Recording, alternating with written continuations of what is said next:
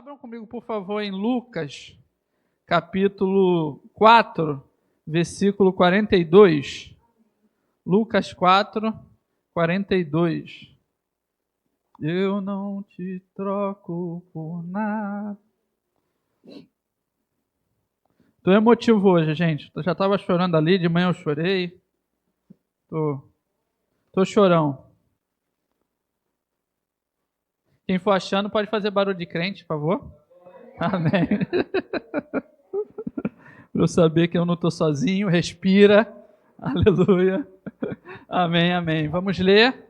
Antes da gente ler, o pastor, todo mundo sabe que o pastor Pedro tá viajando, mas eu quero fazer uma graça, porque eu sei que ele está vendo ao vivo. Vamos fazer o seguinte, vamos mandar um beijo para o pastor Pedro no 3. Eu vou contar 1, 2, 3 e a gente beija. É uma bagunça só porque ele não está aqui, irmão. Aí a gente fala, beijo, pastor Pedro, mas ao ponto dele escutar pela gravação. Combinado? No 3? Então bora. 1, 2, 3. Beijo, pastor Pedro. Beijo, pastor. A igreja se comporta, gente. A gente está na igreja. Queridos, Lucas capítulo 4, versículo 42 diz o seguinte: ao romper do dia, Jesus foi para um lugar solitário. As multidões o procuravam e, quando chegaram até onde ele estava, insistiram que não as deixasse.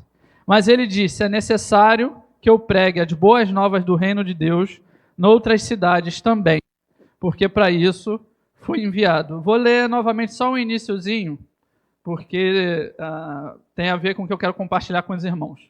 Ao romper do dia, Jesus foi para um lugar solitário. As multidões procuravam e, quando chegaram até onde ele estava, insistiram que não as deixasse. Amém. Fechem os olhos.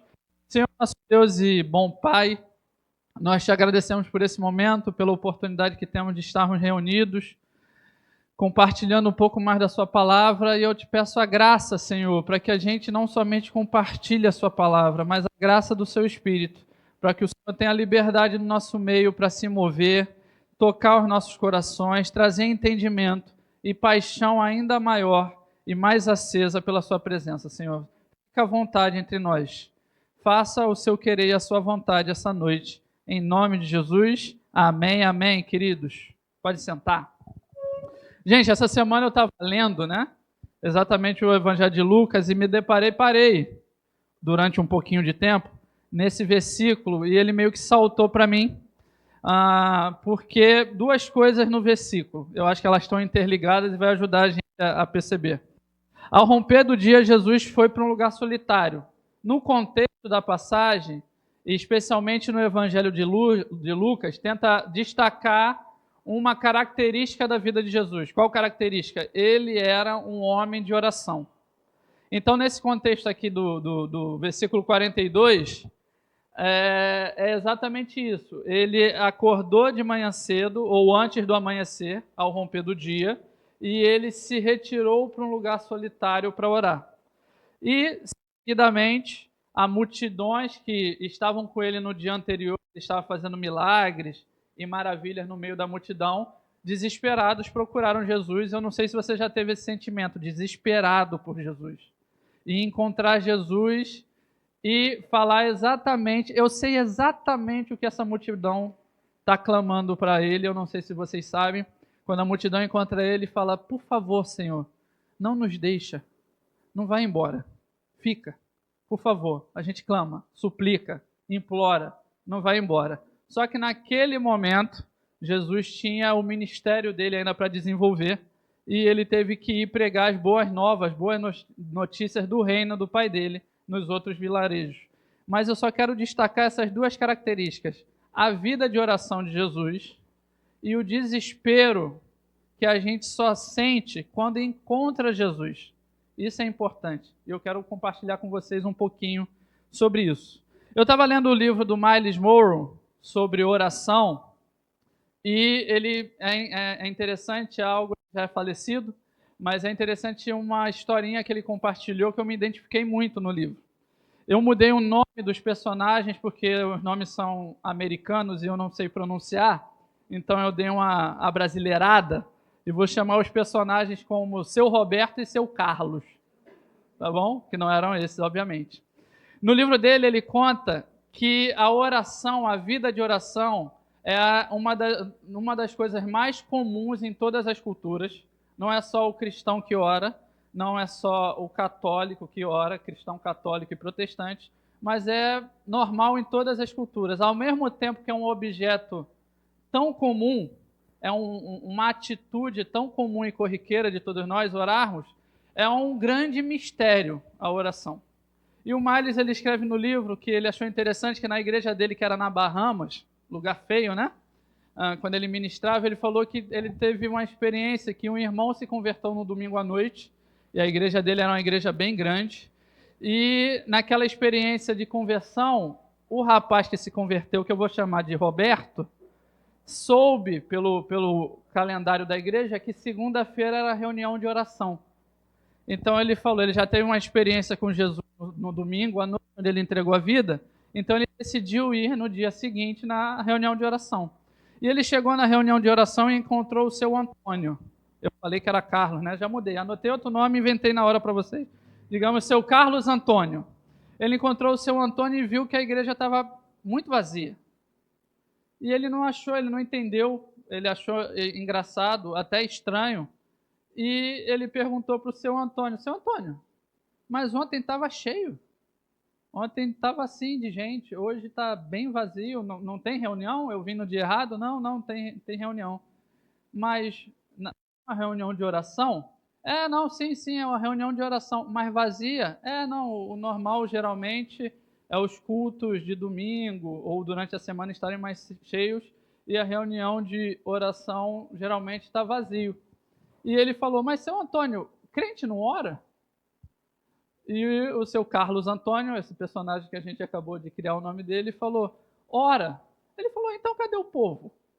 E o seu Roberto perguntou, então cadê o povo? E a justificativa do seu Antônio foi a seguinte, eu até anotei para falar para vocês. Acho que é porque a maioria das pessoas, dos irmãos, não tem uma boa experiência com oração. Todas as super promessas ligadas a ela parecem não funcionar com a maioria das pessoas.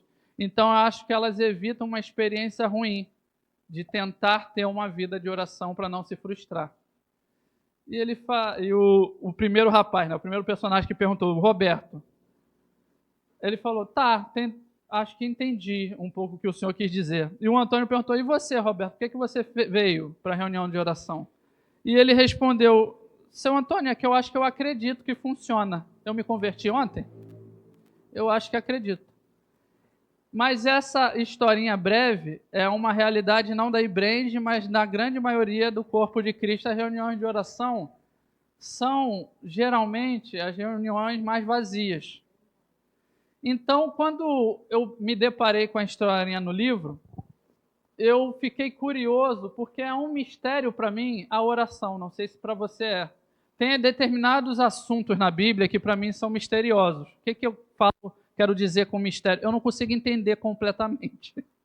Eu gosto de entender as coisas, é uma característica minha, eu sou curioso, a Bebel fala que cada semana eu tenho um hiperfoco diferente para tentar entender e aprender.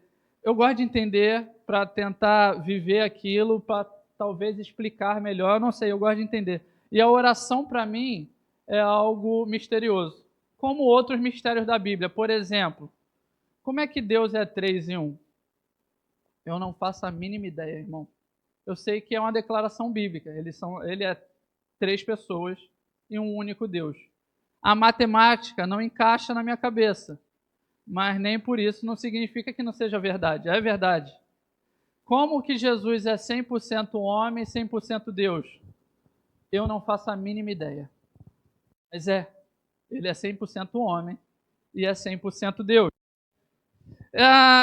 Como eu concilio na minha cabeça a responsabilidade humana e a soberania de Deus? Eu não faço a mínima ideia.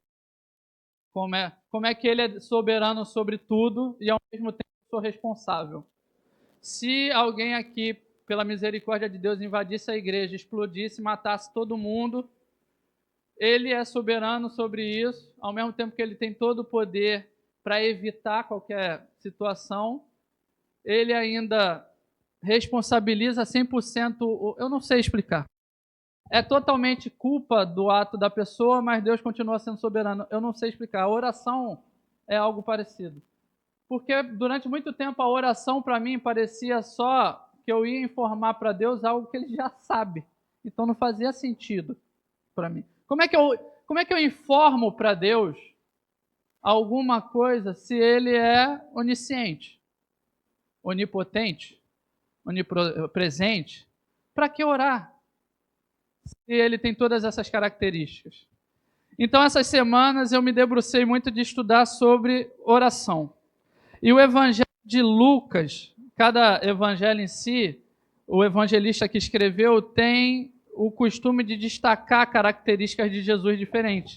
E o evangelista Lucas destaca exatamente a vida de Jesus como ele era um homem de oração.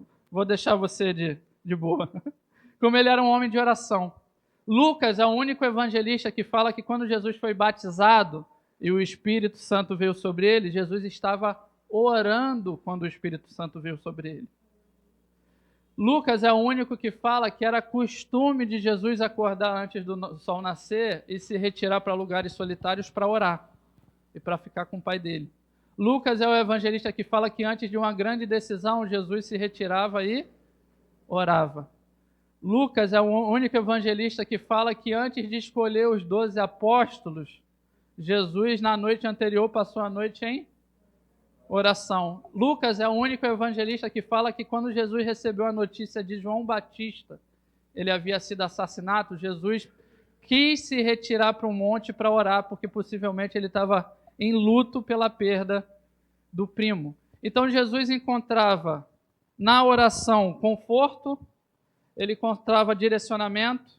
Na passagem que a gente leu, Lucas capítulo 4, Jesus se retira, ora, quando ele volta encontra as pessoas, ele sabe o que ele tem que fazer.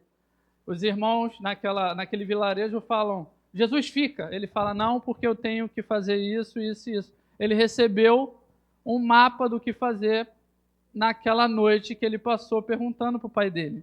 Só que oração como eu falei, é um mistério, porque a Bíblia não define claramente o que é oração.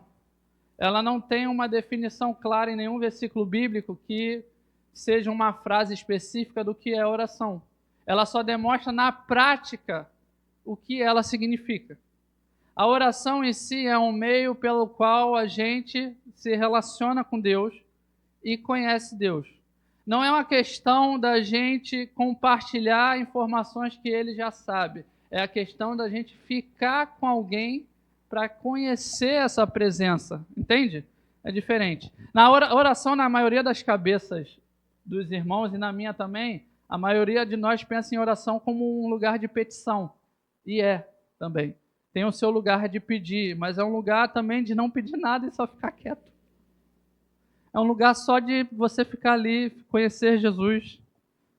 Então, na pregação de hoje, eu queria compartilhar com os irmãos talvez um chamado que Jesus espera da sua igreja, do seu povo, que é ter uma vida de oração. Só que uma coisa interessante, um evangelista do século XVII, se não me engano, Jonathan Edwards, ele falou que os nossos afetos, os nossos sentimentos, as sensações, tudo em nós não deseja Jesus. Tudo do nosso coração tenta nos afastar de Jesus. Mas quando a gente vai para esse lugar de oração, parece que os nossos sentimentos, os nossos afetos, que é uma palavra bonita, começam a desejá-lo mais, a se apaixonar mais por ele, e ele fica incrivelmente prazeroso estar com ele, e é maravilhoso, e você começa a se apaixonar por Jesus, e desejá-lo, conhecê-lo, e isso é incrível. Só que isso só vem por meio de uma vida de oração. Como eu falei para os irmãos, Lucas tenta descrever Jesus como esse homem de oração. Lucas também fala que Jesus foi para o Getsemane e orou.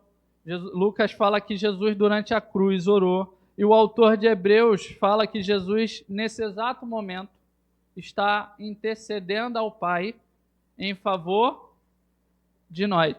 Então Jesus continua orando. É um ministério que todo cristão recebeu o chamado para ser. Então eu tentei definir aqui, por meio da pregação, de compartilhar com os irmãos, o que é oração. Como eu falei para vocês, não tem uma definição clara na Bíblia do que significa especificamente oração. Mas ela parece definir oração como uma expressão de relacionamento. Se você deseja conhecer Jesus, você vai ter que entrar nesse lugar de oração para ficar com Jesus. Igor, mas eu não tenho uma vida tão profunda de oração, é o comum. Nós não temos na grande maioria, por isso que talvez a gente ame tão pouco Jesus, e essa é a verdade. Algumas verdades são doloridas. Eu não quero ser mal educado na hora de passar, mas são verdades. Se a gente não fica com ele, eu gosto do Antônio Cirilo, que ele fala que oração é parecido com você ficar perto do fogo. A fumaça, você fica, quando você sai de perto do fogo, parece que você fica com cheiro de quê? Da fumaça, né? Em oração, você fica com Jesus. Quando você sai daquele momento de oração, as pessoas percebem que você estava com Jesus, que você parece Jesus, que você se expressa parecido com ele, que você conhece Jesus.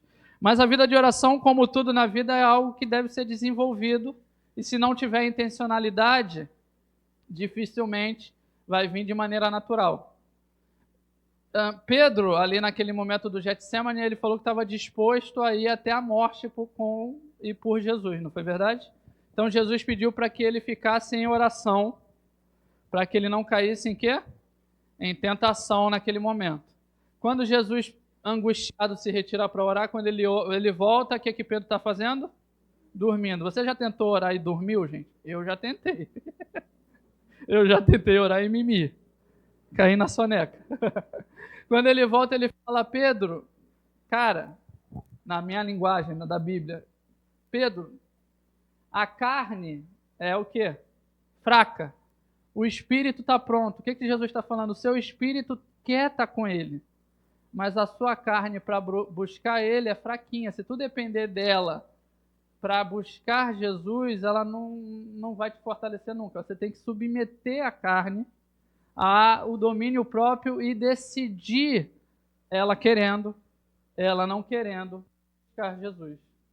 Porque nesse lugar de oração é onde a gente encontra a presença dele, e prazeres da presença dele começam a tratar o nosso coração, começam a tratar a nossa alma, ele começa a ficar muito mais perceptível, muito mais real, muito mais verdadeiro. Nesse lugar de oração, quando a gente entra com dedicação, nesse lugar de aprender a orar, a gente começa a aprender a reconhecer a voz do Senhor Jesus que fala ao nosso coração. A maioria de nós não reconhece talvez a voz de Jesus pela falta de prática de ouvi-lo em oração. A Bíblia fala que ele vem morar dentro do nosso espírito. Se a gente não tem tanto contato com o nosso espírito, a gente não consegue identificar quando é ele ou não falando por meio do testemunho interior, da nossa mente. A gente não consegue perceber, a gente sempre está esperando uma voz externa quando ele mora dentro. E se ele fala de dentro para fora, a gente não fica com ele, parabéns, você nunca vai aprender a reconhecer ele quando ele estiver falando com você, e eu também não. Então é algo que deve ser intencional, entrar nesse lugar de oração. Uma outra pergunta que eu me fiz e me faço sobre oração é: por que orar?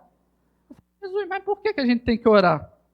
Salmos capítulo 15, versículo 16. Esse daqui eu vou pedir para abrir, por favor. Salmos 15, versículo 16.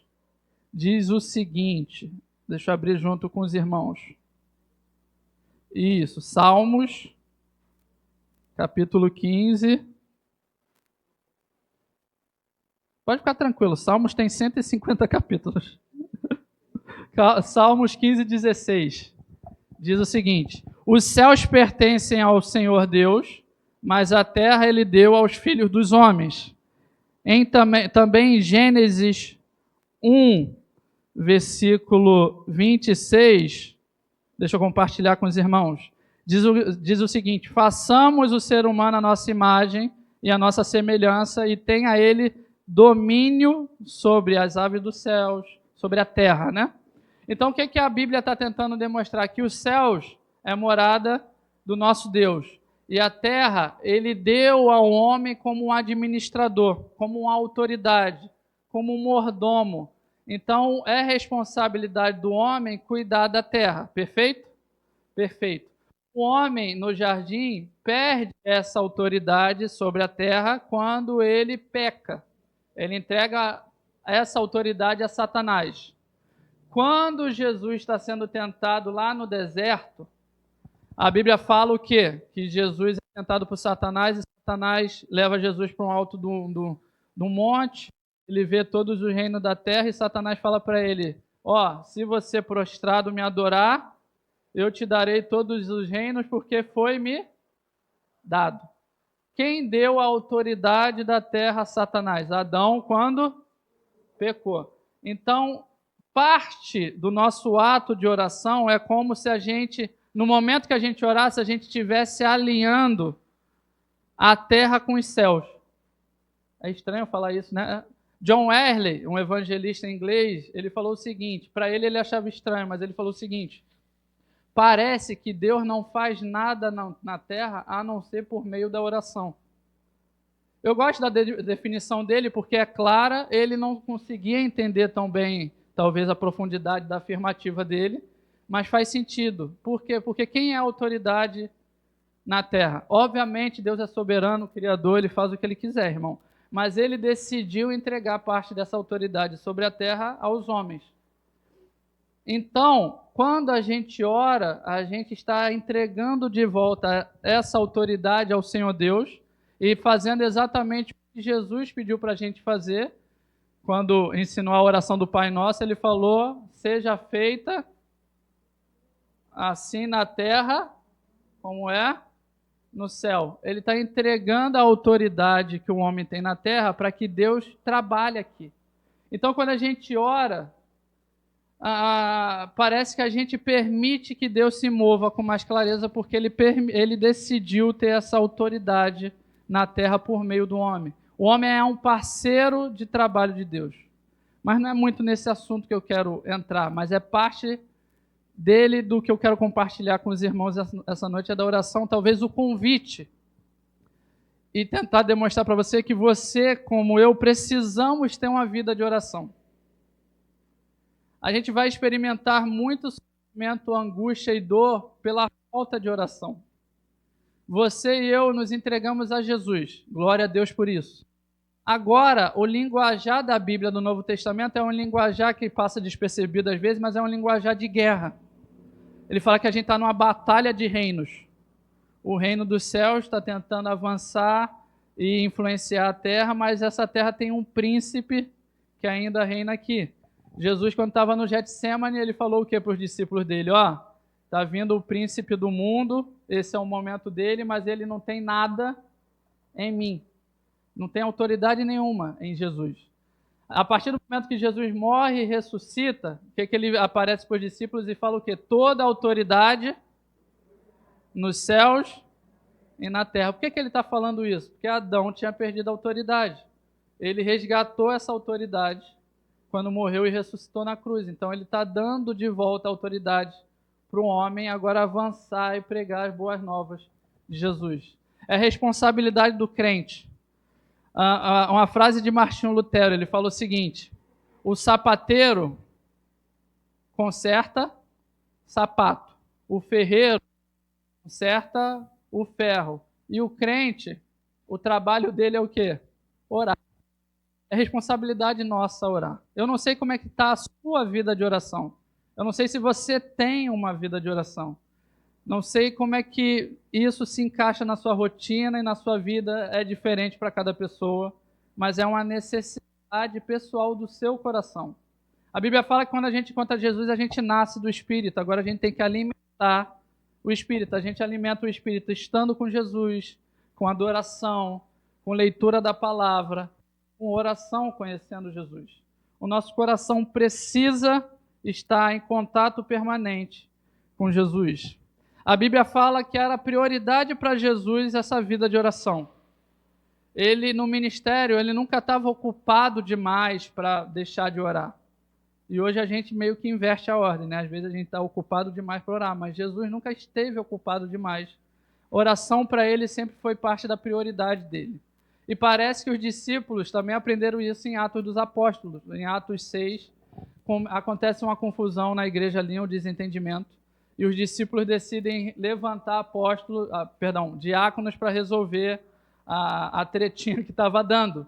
E eles falam, não, a gente não pode gastar tanto tempo com isso, porque o nosso ministério, a gente tem que se dedicar a ele, ao ministério da palavra e da oração. Nós fomos chamados para uma vida de oração. Jesus vai avançar o seu reino a partir de uma vida sua de oração, de orar pela igreja, orar pela sua vida, orar pelo seu pastor, orar pela comunidade. E você, irmão, aqui, mas o ponto central dessa noite é: você só vai viver tudo o que você tem para viver a partir desse lugar de oração para conhecer Jesus. Essa semana eu estava... teve um dia que eu acho que ia ter o jogo do... Qual foi? Quarta-feira, o jogo do Maracanã, do Flamengo, da Libertadores, Maurição? Quinta-feira eu estava no trabalho. Aí eu sempre que tem jogo no Maracanã, especialmente Libertadores e Flamengo, fecham do Maracanã, e se eu saio às 19 horas do trabalho, chego em casa às 21, às 20, né? O Flamengo abençoando a minha vida. Então, nesse dia, especialmente, eu pedi para o rapaz, no meu trabalho, me render mais cedo, para eu ter a chance de fugir do engarrafamento. Fui rendido mais cedo, graças a Deus cheguei em casa cedo. Quando eu cheguei em casa, a Bebel também não estava, ela estava no trabalho dela. E eu estou fazendo um treinamento funcional de futebol, para ver se eu consigo emagrecer. O Tiaguinho está ligado qual é. E eu pensei, cara, amanhã o treinamento começa às 7 da manhã. Então eu tenho que acordar às 6 e pouca para estar lá às 7 e começar. E tem agora o treinamento daqui a pouco. Como eu estou mais cedo em casa, eu acho que eu vou no treinamento e escapo de acordar cedo da manhã e durmo até mais tarde, né? Brasileiro tentando dar um jeitinho. Mas a anta que vos fala esqueceu de que eu saí cedo do trabalho por causa de quê? Por causa do jogo no Maracanã. Cara, peguei o carro, fiquei 1 hora dentro do carro para ir da Tijuca para o Grajaú. Então eu já estou dentro do carro, no trânsito, pensando, irritado comigo mesmo, me ofendendo, dentro do carro. Eu falei, Senhor, por que eu saí de casa, cara? Aí não adianta.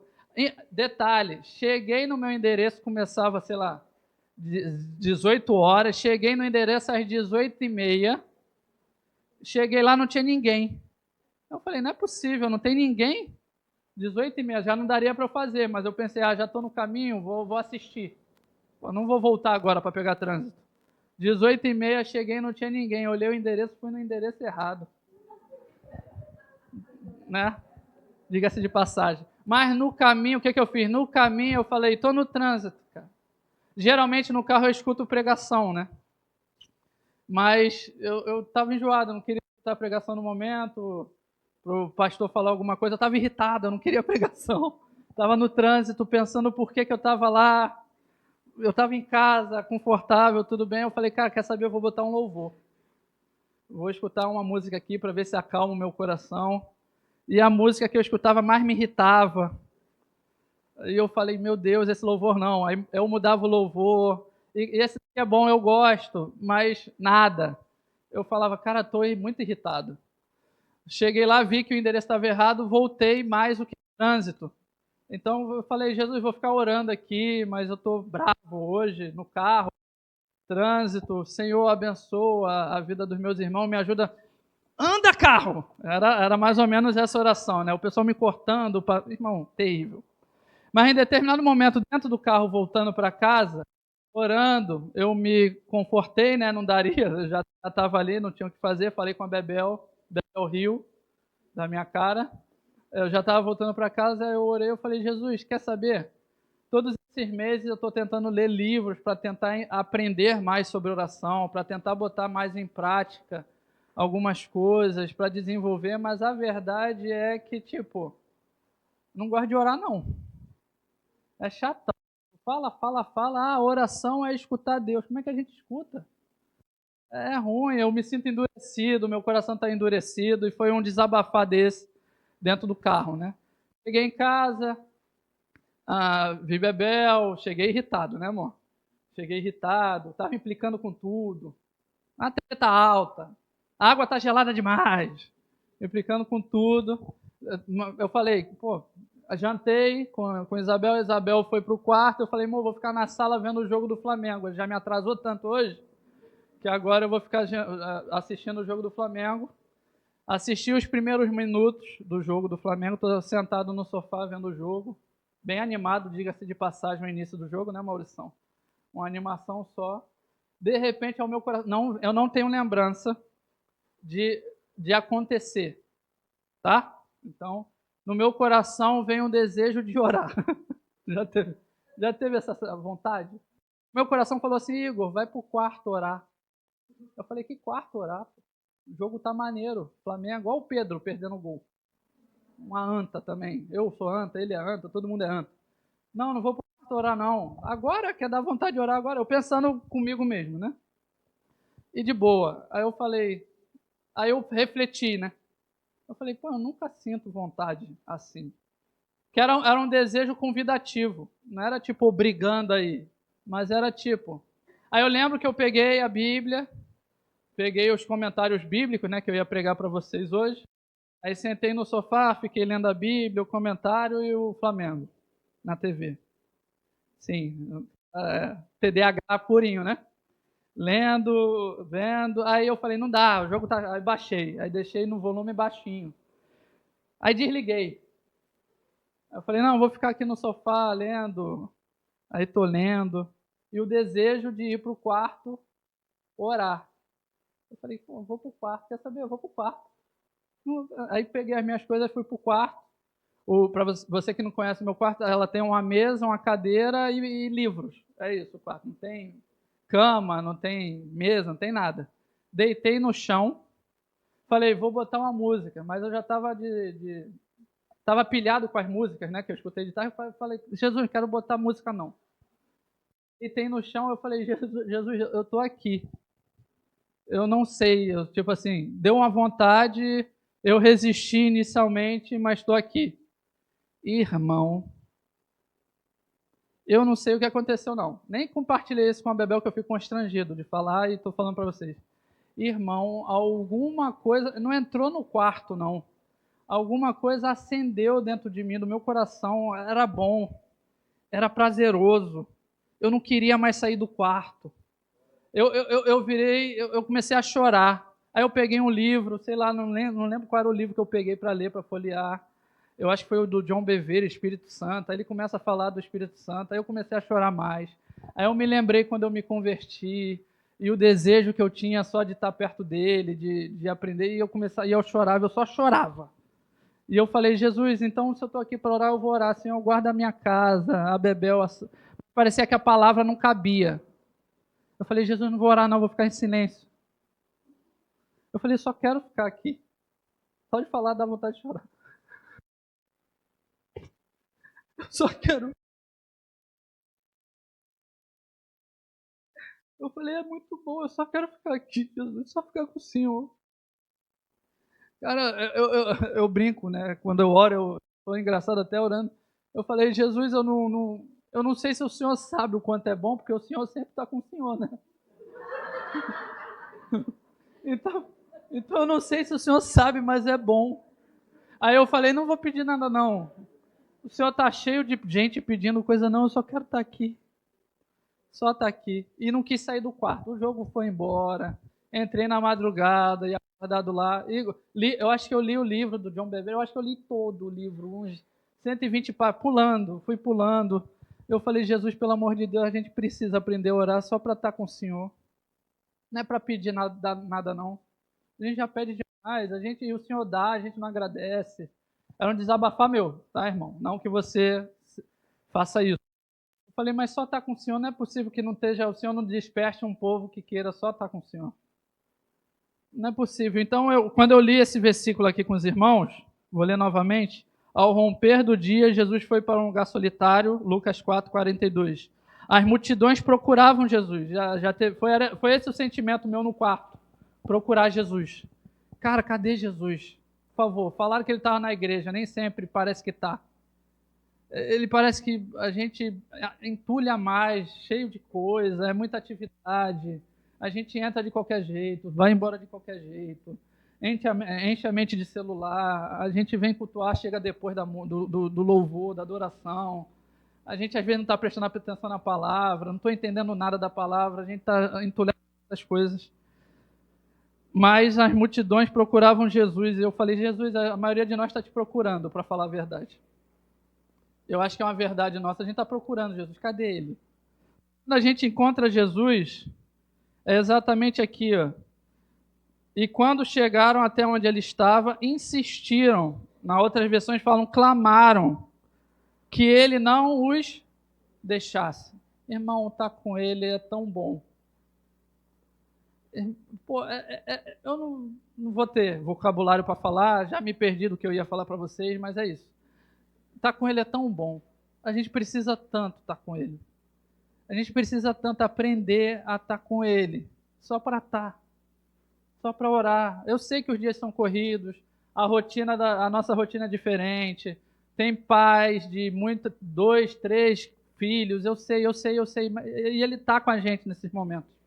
Eu lembro uma vez que eu trabalhava no centro, assim que eu me converti, e o único período do dia que eu tinha para orar ou para fazer alguma coisa era dentro do metrô, então eu ficava lendo as revistinhas da EB dentro do metrô.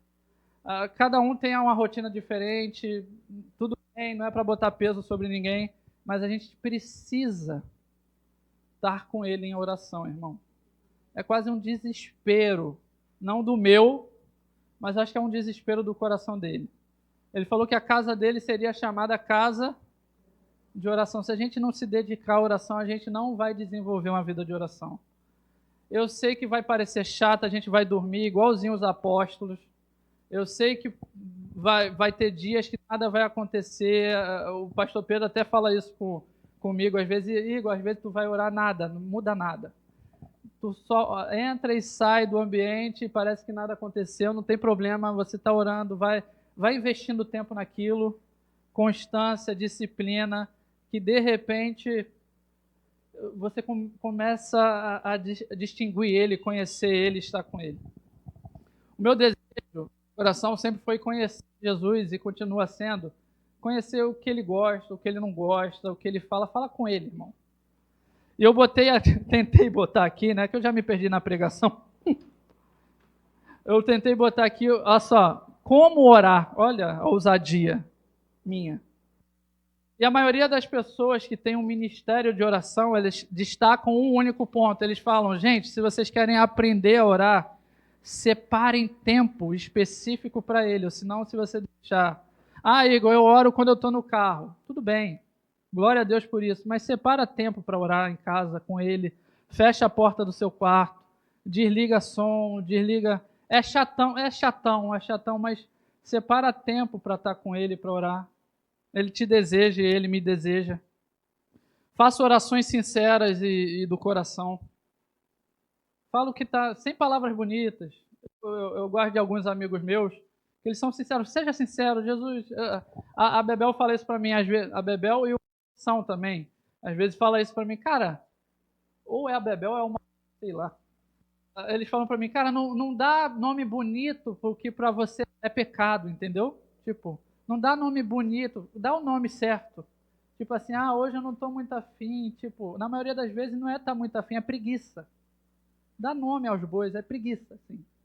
Tipo, não, hoje está quente demais, hoje está frio demais. É murmurar, a gente gosta. Como a Bebel falou de manhã, é uma arte, né? É quase um esporte, a gente reclama. Mas, cara, fica com ele. Deseja estar com ele. O apóstolo Paulo fala lá em 1 Timóteo, ele fala o seguinte, antes de todas as coisas, ore. Meu Deus do céu, a prioridade do apóstolo Paulo é que antes de qualquer coisa que você vai fazer na sua vida, na sua existência, tenha esse lugar de oração, se dedique ao Senhor e ore.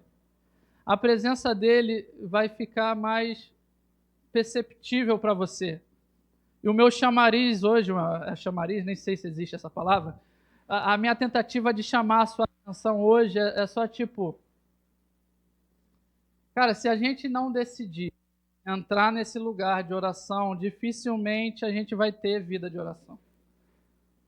Eu tenho muita dificuldade de servir a um Deus que eu não consigo ouvi-lo. Entende? É um Deus super poderoso, maravilhoso. A gente lê os relatos da Bíblia e é incrível. Eu tenho dificuldade de saber dos relatos e não ver os relatos acontecerem. Entende? Pessoas sendo curadas, eu tenho dificuldade, me gera... eu fico irritado dentro de casa. Eu tenho dificuldade de saber que ele liberta, restaura e não ver pessoas sendo libertas e restauradas. E talvez não ver, e às vezes eu fico em crise e eu falo com a Bebel, sei lá, a gente como igreja deve ser... Cara, eu tô cansado de ver só os meus amigos toda semana, a gente tem que trazer gente, ou a gente tem que discipular a gente tem que ensinar pessoas, eu não sei o que tem que fazer, deve ter alguma coisa errada, deve ser o pastor Alexandre que está errado, ou deve ser a gente culpando o outro. Não deve ser o pastor Pedro, deve ser... Aí a Bebel sempre fala, amor, por que você não começa você a orar para mudar? Não é mais fácil. Cara, dedicar em oração, para parar de somente pedir coisas para você e começar a pedir coisas que ele deseja fazer. Senhor, abençoa a vida do pastor Pedro. Cara, Senhor, eu não faço a mínima ideia do que é dirigir uma igreja, de não ter horário para trabalhar, coisa acontece de madrugada, coisa acontece de manhã, eu não sei, não faço a mínima ideia do que é ministrar toda semana, de tomar seta e ser atacado porque você é o líder, e se você cair, é muito mais fácil do que cair os membros da igreja, entende? Se Satanás derrubar o líder, ele leva um monte. Então, eu não faço ideia do que é ter essa vida desse jeito, então guarda ele. Interceder por ele, vida de intercessão. Se a gente dificilmente tem uma vida de oração para a gente, imagina de intercessão para os outros. Uma vida de oração pelos ministérios. Senhor, abençoa o louvor. Pô, eu não aguento, Igor, não aguento eu cantar e só ser música. Pô, só música no ambiente é um ambiente legal, mas se não manifestar a sua presença no ambiente, se o Senhor não aparecer, para mim vai ser só música. Então aparece, Jesus, quando a gente estiver adorando. Vem no nosso meio. É meio Gideão. No Antigo Testamento eu gosto de Gideão, que a Bíblia fala que Gideão estava malhando trigo no lagar. O que é isso? O cara está fazendo pão onde era para fazer uva. Estava com medo, porque Israel estava dominado ali. Então o anjo aparece para Gideão e fala, o Senhor é contigo. E a resposta de Gideão, eu acredito que ele não viu que era um anjo. A resposta foi meio de bate-pronto, assim, o Senhor é comigo. Se o Senhor é comigo, cadê os feitos do Senhor? A gente cresceu ouvindo de Deus fazendo maravilhas. Cadê as maravilhas? O Senhor é comigo nada, eu estou olhando onde eu estou. E o que o anjo falou para Gideão? Vai nessa tua força, Gideão. Eu imagino o anjo falando, finalmente alguém conformado. Finalmente alguém que não está gostando da realidade que está enfrentando. Jesus, eu digo a nossa realidade como igreja. Graças a Deus, a igreja, a Ibrand é um lugar saudável, irmão. A gente não tem pastores que estão tentando usurpar de você, do seu dinheiro, da sua vida. Não tem pastores que estão chegando para você, não, pastor, estou a fim de ir em outro ministério para assistir o culto. Não vai, não. Fica aqui. A gente não tem essas coisas aqui. Pastor, eu preciso me mudar, estou a fim de talvez ir para outra igreja. Você não vai ver o pastor falando, eu te amaldiçoo. Não, você tem que ficar. Não tem isso aqui, é um lugar saudável. Mas se a gente não orar, não se dedicar à oração, o ministério de Jesus na Ibrand vai ficar só com a gente. E não é a responsabilidade do pastor Pedro, do pastor Alexandre, é a nossa responsabilidade trazer os perdidos, discipular aqueles que estão nascendo em Cristo agora, estão aprendendo. É nossa responsabilidade de orar para que venha lá a galera de fora, que não sei, Jesus, ilumina aí brinde pro perdido, faz entrar motoqueiro, sei lá, drogado, entra gente normal também, em nome de Jesus, mas faz alguma coisa, um chamariz, e quando entrar, deixa a gente receber bem, porque, cara, não sei se você lembra, quando você não era crente, entrar na igreja é extremamente desconfortável. É chato, tu não sabe, tipo, será que alguém vai falar de. Não sei, eu sento aqui. Cara, é horrível chegar. Então, cara, ser receptivo na igreja. Tem visitante, sei lá, levanta. São coisas assim, mas envia, Senhor. Envia porque a gente está tentando ser esse lugar saudável, mas a gente precisa te conhecer. Eu quero orar para quem estiver pregando, seja muito mais usado do que eu. Usa o pastor Pedro, que ele impõe as mãos sobre os enfermos, seja curado, deixa a gente ver gente curada, deixa a gente endoidar quando uma pessoa... Já viu alguém curado, irmão, ao vivo? É de enlouquecer, assim, tipo... Eu lembro de uma moça, a gente estava no culto, a senhora vai lembrar, na usina, na antiga igreja, eu lembro da moça surda. O pastor meteu o dedo no ouvido da irmã, orou, ela desentupiu. Aí ele desentupiu, a moça enlouqueceu. Ela, tá alto, tá alto, tá alto. Eu falei, não é possível, é pegadinha. Mas não era, porque eu conhecia, a irmã estava todo dia lá, toda semana. Cara, é maravilhoso. Eu lembro do pastor orando por um rapaz que tinha um tumor no testículo. Ele impôs as mãos na cabeça, glória a Deus por isso, do irmão, orou por ele e falou, vai no banheiro checar. Porque o Espírito Santo está me falando que o tumor sumiu. O cara voltou chorando, sumiu o tumor. E tu vê aquilo ao vivo e fica, meu Deus, é esse negócio aí, é esse trem aí que eu quero para minha vida. Eu quero ver essas coisas acontecerem. Eu lembro do testemunho do pastor Luciano Subirá, falando que estava numa conferência do... Me fugiu o nome do pregador. Mas ele falou que a conferência estava tão cheia que ele não estava na igreja, ele estava do lado de fora no telão. E o pregador falou assim, irmãos, lá no púlpito, né? Falou, tem alguém do lado de fora no telão que tem um problema na perna. A perna é bem arcada, assim, é bem tortinha. O Espírito Santo, eu não preciso ir aí, o Espírito Santo vai aí te curar. O pastor Subirá falou que era o irmão que estava sentado do lado dele. E ele viu o irmão a perna torta, ele esticar a perna estalar, ele falou, eu enlouqueci quando eu vi aquilo. E ele falou que o pregador sempre falava assim, você quer ter o que eu tenho? Faça o que eu faço. Aí ele falou que todos os jovens vinham para frente, né? O Subirá também, ele falou que achava que ia receber um download, assim. Ele impôs as mãos, ia vir um download, aí o pastor falava, Dave Robson, o pastor falava, faça o que eu faço, fique com ele, ore, ele vai te ungir. E o Subirá decidiu entrar no quarto e gastar tempo com Deus ainda adolescente, e passava horas, horas e horas, e ele falou que de repente Deus começou a usar ele em milagres nos cultos.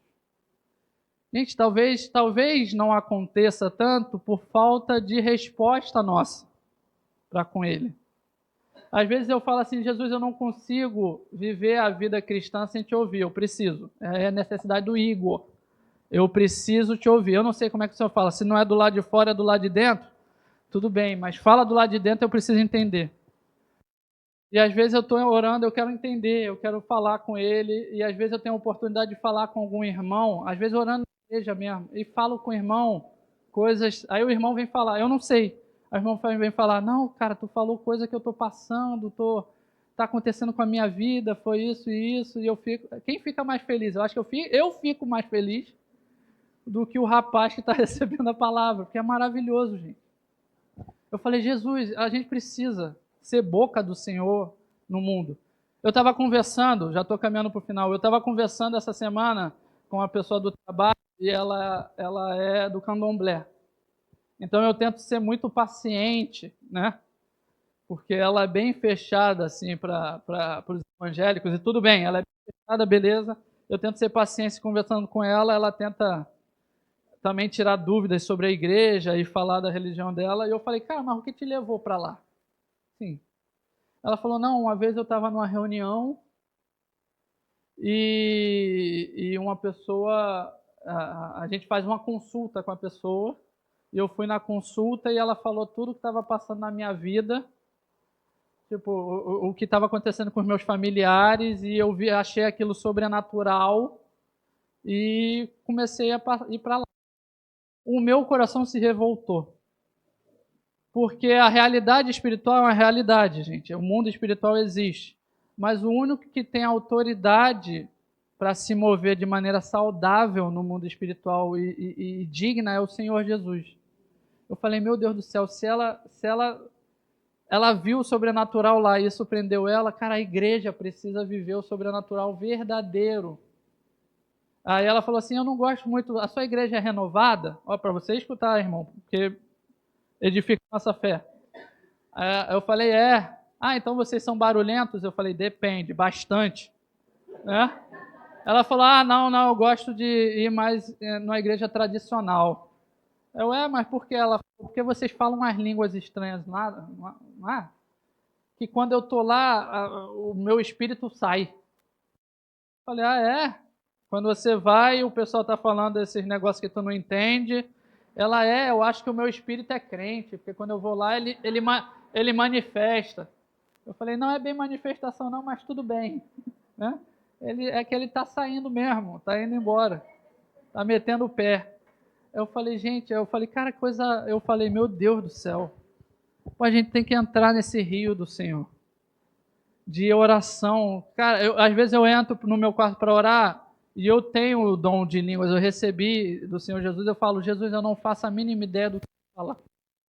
Ficar tempo orando em línguas aqui. Cara, tem que usar isso.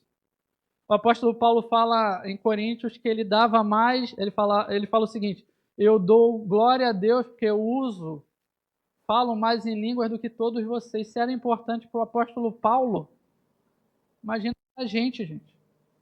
E tipo, estar com Jesus. Eu lembro de exemplo, na reunião do ano passado, a gente teve o pastor Davi lá, que muitas pessoas foram curadas da coluna. Eu sei que para determinadas pessoas é estranho, para outras pessoas é meio desconfortável, né? Porque você não sabe bem o que está acontecendo. Mas para outras pessoas, quando você vê alguém curado na sua frente, como eu falei, eu lembro da cara do meu irmão Maurício. Irmão, quando uma pessoa foi curada, eu olhei, o Maurício estava do meu lado, com todo respeito, Maurição. Eu olhei para o Maurício estava assim, coçando a cabeça. Eu falei, o que tu está sentindo, Maurício? Ele, a presença. Cara, de novo, é maravilhoso. É para isso mesmo, é para incentivar e te empurrar. Tem um pastor amigo que fala assim, Igor, a experiência é convidativa. Ele te dá a experiência e de repente você tem a experiência, ele para. Aí o que você faz? Qual é a resposta? Se tu continuar buscando, a experiência que você teve se torna uma realidade. É chamativo. É tipo assim, ó, toma o doce. Gostou?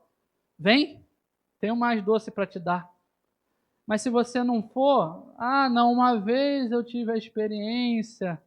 Não. Como a gente leu hoje pela parte da manhã na EB, o profeta Ageu, ele incentivou o povo a se dedicar na obra do Senhor, para construir o templo que havia sido derrubado. Quando ele construiu, os mais velhos do povo olharam o templo e choraram. Os mais novos estavam chorando de alegria e os mais velhos chorando de tristeza. Aí ele foi no mais velho, Ageu, e falou, por que não? Porque não é nem de perto a glória do antigo templo que a gente tinha de Salomão. E os mais novos, felizão, porque era o que eles tinham. Às vezes a gente é assim, né? A gente fala, os anos 90, o avivamento que teve, nos anos 80, eu falei, eu não estava lá. Pô, se eu não estava lá, glória a Deus, mas eu quero aqui agora, o ano 2025, 2026, irmão, eu não sei. Alguma coisa tem que acontecer só quando a gente entra nesse lugar de oração. Caminhando para o final. Agora eu termino, irmão. Já me perdi. Até o meio foi benção. Agora só do meu coração. Eu estudo sobre avivamentos na história da igreja. Todos os avivamentos iniciam com esse lugar de um povo inconformado. Exemplo, Azusa. Avivamento do início do século passado. O que acontece? Gente louca. Tu tem que ser doido para fazer isso. Decidiu ler a Bíblia. Leram Atos dos Apóstolos, um grupo de irmãos, leram Atos dos Apóstolos e falaram, cara, a Bíblia fala de um tal de batismo aqui, e a galera recebe o batismo e tem poder para testemunhar, a gente não tem isso. O que a gente faz? Vamos orar, vamos nos reunir e orar até a gente receber isso que a Bíblia fala? Galera começou a orar para receber o maior avivamento do século XX, irmão. Então, ler sobre avivamento é incentivador. E um dos avivamentos que eu gosto é o avivamento do final dos anos 80 nos Estados Unidos, chamado pelo movimento da Vineyard, John Wimber. John Wimber, ele fala algo interessante. Ele foi um pastor americano e ele teve um avivamento na igreja dele, gigantesco, assim, que causou o que, quando você vai estudar, fala que é a terceira grande onda de avivamento no século. Teve a primeira com Azusa, a segunda na metade do século com o movimento carismático, na igreja católica também, igreja evangélica, onde nasceram as igrejas renovadas. A gente é fruto desse avivamento. E tem o final do século, quando, no meio dessa igreja do John Wimber. E ele fala algo interessantíssimo. Ele fala que era um Dia das Mães. Quando você vê, tem as filmagens, né, dele testemunhando. Ele falou: Dia das Mães, todo mundo se sente seguro na igreja no Dia das Mães. E ele convidou um rapaz para pregar. E o rapaz pregou sobre o Espírito Santo. Ele falou uma bênção. Maravilhosa a pregação. O rapaz era engraçado, explicava bem, maravilhoso.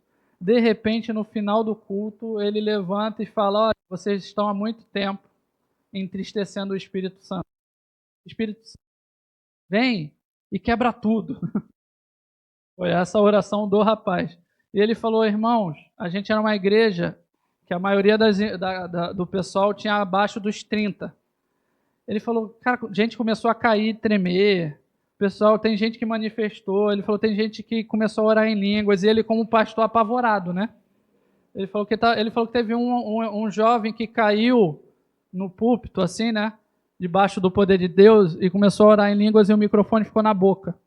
Né? Imagina, orando em línguas e o microfone na boca. Ele falou que durante 40 minutos, ele atordoado, e ele falou assim: é desconfortável quando o avivamento chega.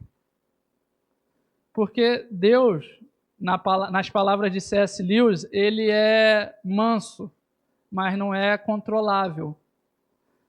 Ele chegar de um jeito que você não conhece, como é que você vai reagir?